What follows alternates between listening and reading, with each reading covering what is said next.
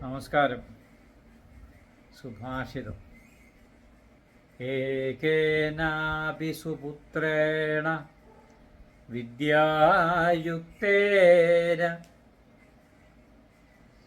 സാധുനാ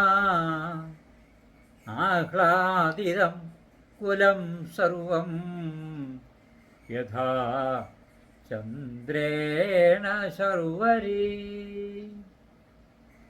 ഇതിൻ്റെ അർത്ഥം, ഒരു പുത്രനേ ഉള്ളൂ എങ്കിലും അവൻ വിദ്വാനായി നല്ലവനായി തീർന്നാൽ ആ വംശമൊക്കെയും സംരക്ഷിക്കപ്പെടും.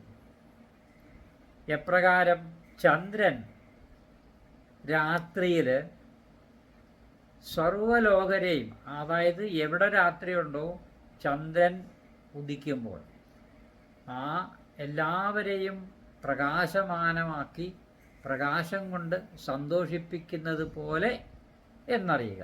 ഇതാണ് ഈ സുഭാഷിതത്തിൻ്റെ അർത്ഥം.